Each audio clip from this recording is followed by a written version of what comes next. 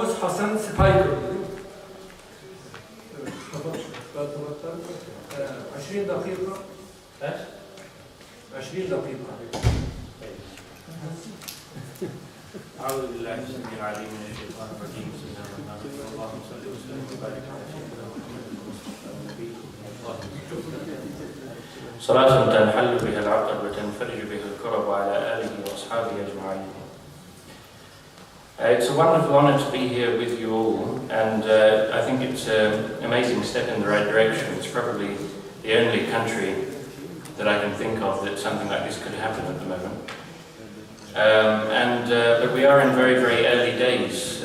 Obviously, in Iran, there's massive funding for any type of Iranian thinker, and so certain people like Mullah Sadr have become incredibly famous because they're so original, when in fact it's now being proven, and it's very clear to people who read the books, that it's Ottoman scholars who provided the foundation for really almost everything that Mullah Sadr says. Not to take away from Mullah Sadr, but it's blown way out of proportion. And there are people in Iran who actually recognize this, that Mullah Sadr is a member of the Akbarian school. He's not something out on his own. And in that sense, they identify al-hikmah al-muta'aliyah with Irfan. What I'm going to speak about today is a very little-known Ottoman thinker called Ibn Baha'u'ddin, who lived at the time of Toshko-Brazada. Toshko-Brazada says something about him in his Shaqa'iq al-Nu'maniyah, which he's never said about anyone else up to that point, which is, he says, جَمَعَ بَيْنَ طَرِيقَةِ الْكَلَامِ وَالتَّصَوُّفِ. So he explicitly says this Ottoman scholar carried out this synthesis of Kalam and Tasawwuf.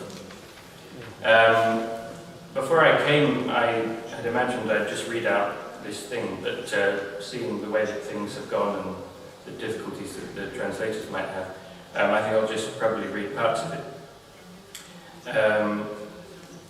So,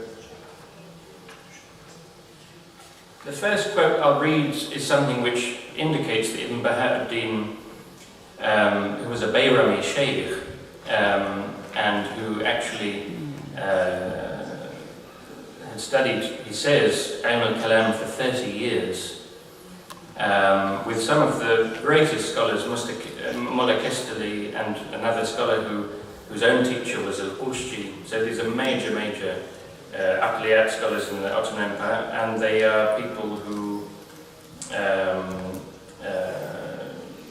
show the fact that they gave ijazahs to Ibn Baha'u'ddin, that Ibn Baha'u'ddin is on the very highest level. So when we're talking about someone doing a synthesis of Kalam and Tasawwuf, we're talking about someone who's at the very highest level of Kalam, which means that, of course, as you know, in the Ottoman context, he will have studied Sharh al-Maqasid, Sharh al-Mawaqif, a lot of Hawashi on advanced books in logic, and generally understands the whole range of metaphysical topics, which were standard and you couldn't get away with not studying in the Ottoman Empire, if you wanted to be an alim, let alone have takhassus in particularly ilm al-kalam. So, Ibn Baha'u'ddin, when we say he synthesized Sufism with Ilm al-Kalam, what we're saying is that he synthesized the school of Shaykh al-Akbar, Ibn Arabi, the greatest master, with Ilm al-Kalam. And the reason for this is because it's a phenomenon, again, which has Ottoman roots, or slightly pre-Ottoman roots, the philosophized Ilm al-Kalam of Sadr ad-Din al-Bunawi and his followers. Sadr ad-Din al-Bunawi, as you know, is the successor and son-in-law of Ibn Arabi himself. But he's a major figure who's often in the shadow of his master, although if you take him out of the shadow of his master, he will face up to any thinker in the history of Islamic thought, I would argue. And he's of course from Konya, but his direct descendants, Dawood al-Qaysari, who of course was the head of the first Ottoman madrasa, is a third generation spiritual successor of Sadruddin al-Qunawi. So we're talking about something very, very close in time and very, very Ottoman. So that developed into a very distinct tradition, which you can very credibly say, in fact it's what they themselves claim, constituted a new science. And they call this new science ilm al-tahqiq, or ilm al-haqa'iq. They have these two major terms for it. And ilm al-tahqiq and ilm al-haqa'iq is essentially a science which it expands the understanding of what the principles of the sources of knowledge that we usually understand in ilm al-kalam. We've all studied Sharh al-Aqaid that you have al-khabr al-sadiq and al-hiss and al-aql.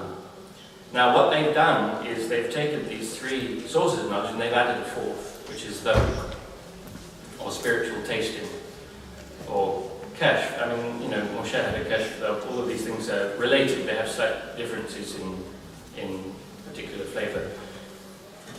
Now, what Ibn Baha'u'ddin is commenting on al-qawl al-fasl, by which, of course, is a stronger position. He says that it's by Abu Hanifa. There's a difference of opinion. I tend to side with 1,000 years of scholarship, but of course people today have come along and said that it's not really thabit. There is a historical discussion, but ostensibly, in a kind of broadly speaking, you would say that this is something within the tradition of Maturidi Kalam. And what Ibn Baha'u'ddin does is he says, I respect Abu Hanifa and I have istimdad, astamid min ruhaniyati. And that's the reason he's chosen to commentate on it. And now this, as the brother kindly and excellently mentioned, you know, we have to understand what was intended by a sharh and a hashiyah. Khalid Ruwayhab, who's a prominent researcher now in the later history of the Ottoman Kalam and also in the Maghrib, and it would have been wonderful if he could be here, but hopefully at a future event, says that it's not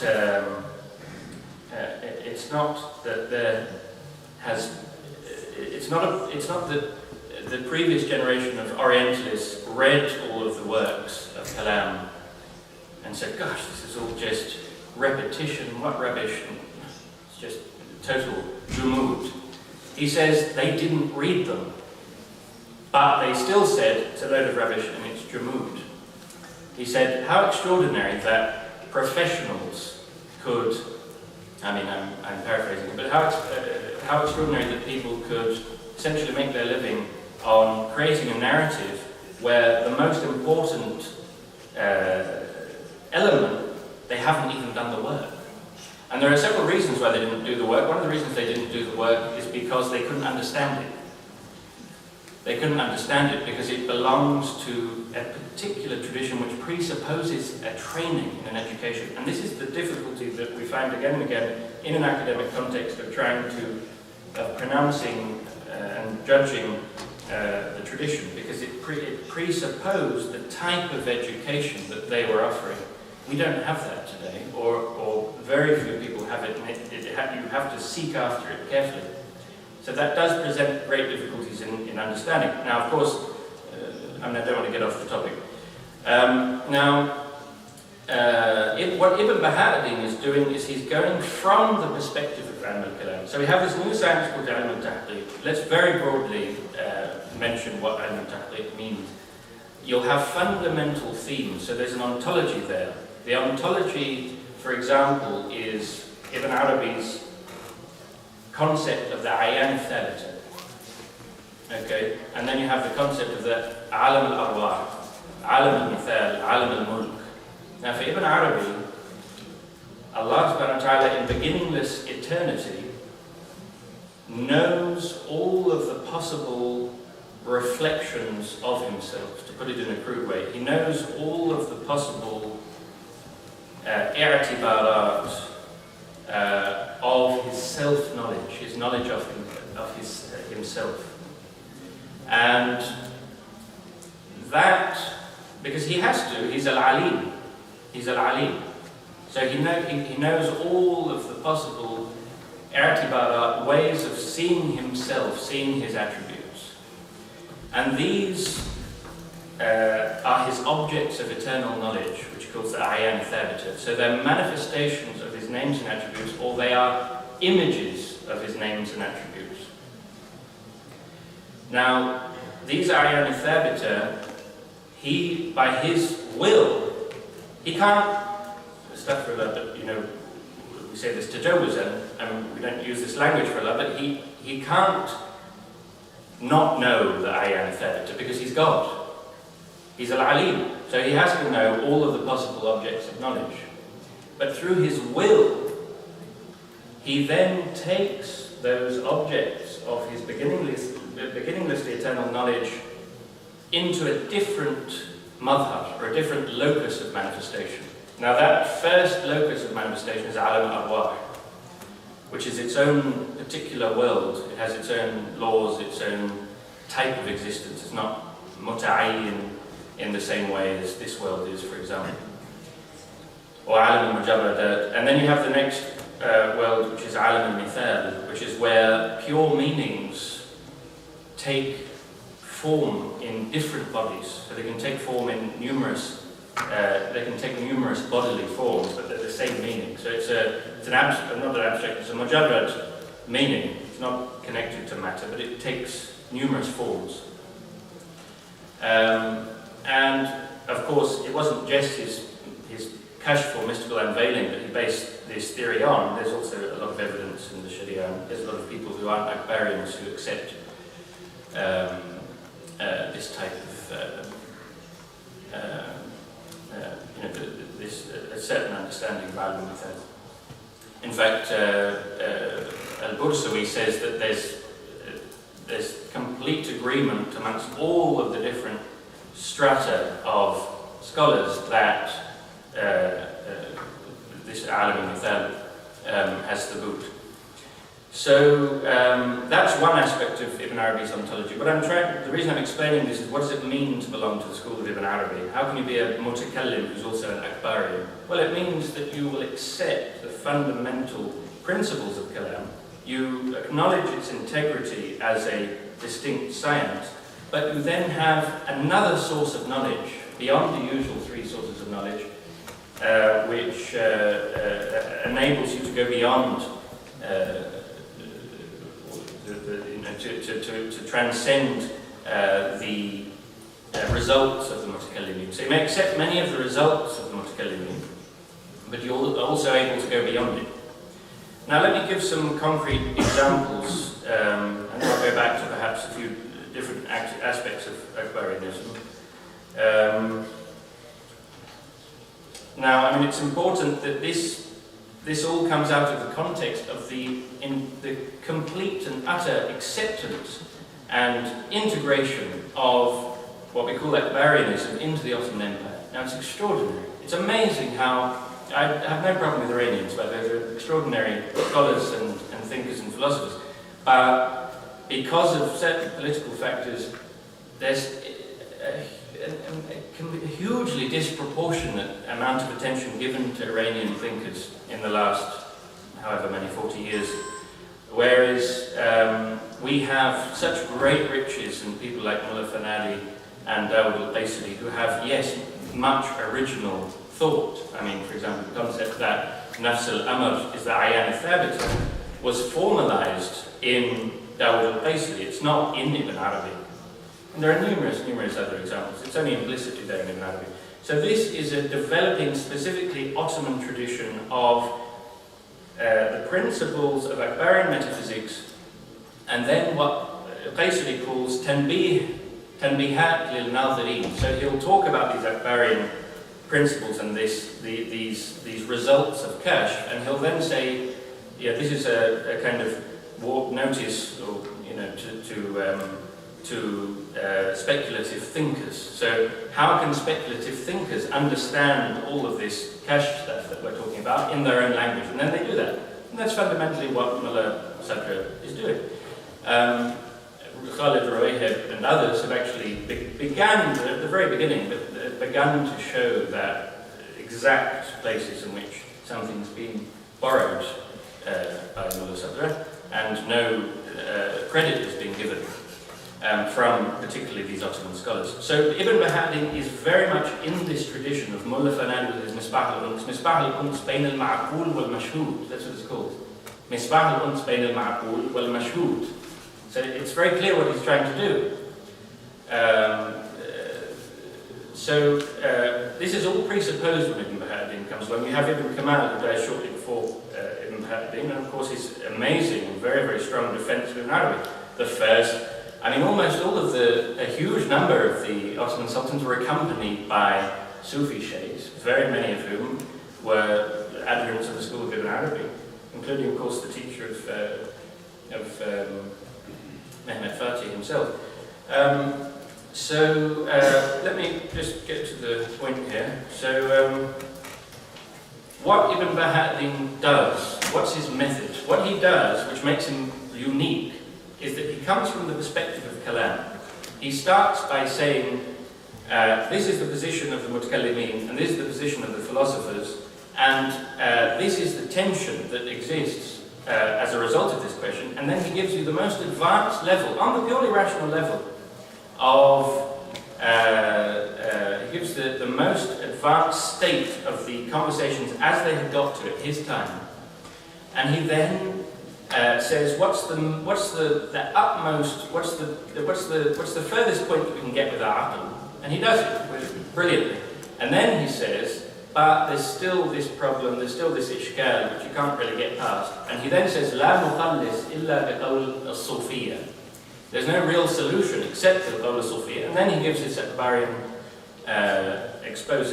As I said before, when you say biqawl as-sufiyya, they always mean the school of Shaykh al-Akbar at this time, because they're the only school of Sufis who impinge directly on these types of Kalam questions. Of course, Suhrawardi does as well, but whether that's a Sufi school is different. It's just a I'tibari thing. So to give an example, he will have, how much do we have there? To give an example of the very famous issue, which is the question of the tajarrud of the nafs. Is the soul mujarrad, or does it have some sort of jism latif, has some sort of subtle body? Now, he goes through, I think, something like 12 arguments and counter-arguments between the Avicennan philosophers and the Mutakallimin. And of course, they're really the Avicennan Mutakallimin, but that's a different issue. And he says, yes, it's true that the counter-arguments of the Ash'aris do mean that the Avicennan arguments for the incorporeality of the soul are not absolutely conclusive. But, he says, it is not far-fetched that conclusive knowledge, or something near to it, should obtain from the combination of these pieces of evidence. He's talking about these arguments and counter-arguments. And most of the aforementioned counter-arguments, although possible in reason's reckoning, are not acceptable to intuition. Hence, he's talking about the Ash'ari arguments, they're not acceptable to intuition or to unbiasedness. Indeed, intuition judges, when there is no bias, that the human soul is incorporeal. Which is, of course, the position of Shaykh al-Akbar, the position of al-Ghazali, the position of the Sufiya in general. But of course, it's a moot point in the Kalam and philosophy tradition. The philosophers, Avicenna philosophers, all say that it's incorporeal. Most of the Mutakallimin say that it's corporeal. So already he's saying that there's intuition could judge that the soul's incorporeal, but then he gives his actual tahdid to show you how he goes from the realm of the rational to the realm of the supra-rational. So he says the main source of knowledge regarding this topic, namely knowledge of the incorporeality of the soul, is spiritual tasting, experienced witnessing, and gnosis. For he whose spiritual capacity is in his original disposition pure, and whose lot in the world of spirits was to be showered with light from the divine presence, and who has then disciplined his own self through spiritual exercises and strivings, and freed himself from imprisonment by the veils of lust and anger and the rest of the blameworthy attributes, will be overtaken by the divine solicitude, inaya, and drawn by the presence of singularity, ahadiyya, such that his spirit and soul are detached from his body, just as a snake becomes detached from its skin. Sacred castings off of physicality and subtle spiritual ascensions will then occur to him, and he will fly to the world of all pure lights, and to the sacred ascending stairways of divine destiny. His body is left as if an inanimate thing, until sooner or later the spirit returns to it. This then says Sheikh Shihabuddin, he means Sohrawardi, says in one of his treatises, which is Hayat al-Nur, that when the human soul undergoes a spiritual transport, it nigh on leaves the corporeal world and seeks out a world that is infinite. Another thing which is very telling, which shows you the immense broadness and openness and flexibility of the establishment in the Ottoman times. And we do know that in one of the only official Ottoman curricula that was actually official, that was written down and was, al-Manhaj al-Muqarrar, Kashani's Akbarian Tafsir, which is usually attributed to, or often attributed to Ibn Arabi, is actually there. It was actually on the curriculum. So what he says something very amazing, which is very particularly important when people are constantly talking about Ash'ari this and Ash'ari that. He says, he's talking about his commitment to tahqiq. So the concept of tahqiq is to have a form of verification of questions which is totally against the idea of taqlid. So someone will be broadly speaking an Ash'ari, but if you actually look in the tradition and the actual later works, you'll find that the word Ash'ari is mentioned very seldom. And it's not to take away from the station of Imam Ash'ari, but they've moved on beyond this kind of narrow approach or name-calling. And of course we don't really know whether Taftazani was an Ash'ari or a Maturidi. It doesn't really matter. He's Ahlul Sunnah wal Jama'ah, and that's what matters. So this is the last point, I think, but it's a very, very important point. So it is exactly in the context of Ibn Baha'u'llah commitment to tahqiq, in the broadest sense, that includes the data of mystical experience, that he tells us that he does not intend to undertake in his book to abide by any narrow definition of orthodoxy. When treating of a famous point of contention between the Mu'tazila and the Ash'ari concerning whether God's actions are motivated by objectives, mu'allala bil aghrad, he inclines towards a position verbally similar to the one associated with the Mu'tazila, which to earlier Sunni orthodoxy seemed to unacceptably imply that the fullness of God's perfection is dependent on the fulfillment of His will in His creative action. That means His istikmal bil fi'l. So Ibn Baha'u'llah defends his position with the words, and this is very important, I think, for understanding who Ibn Baha'u'llah was. He says, should you say this is tantamount to departing from the principles of orthodox Sunnism, Ahlul Sunnah wal Jama'ah, and inclining towards the position of Mu'tazila, we say, we have never undertaken to do anything other than follow reason, al-aql, tradition, al-naql, and spiritual tasting, al-dhawq, and experience, al-wijdan. Blind emulation, al-taqlid, is not one of the distinguishing marks of the people of spiritual verification, Ahl al-Taqlid. So, that's the last thing I'll say. Thank you very much. Evet, teşekkür ediyoruz. Ne güzel gidiyordu yani böyle. Bir süremiz de var. Ben 20 dakika dedim ama herhalde 25'er dakika oldu. Güzel de oldu. İbn Arabi'yi de böylece anlamaya çalıştık. Hakikaten İbn Arabi önemli bir figür yani İslam düşünce geleneğinde. Onu anlamadan birçok şeyi anlamak hakikaten zor. Bir de şöyle bir şey var, İbn Arabi çok rahat bir insandır. Mu'tezile falan diye bahsetti, Mu'tezile'ye kayıyor falan gibi o şarihler. İbn Arabi'nin temelinde, demin söyledim, esaslı olarak eşarilik vardır ama Mu'tezile'den yararlanır.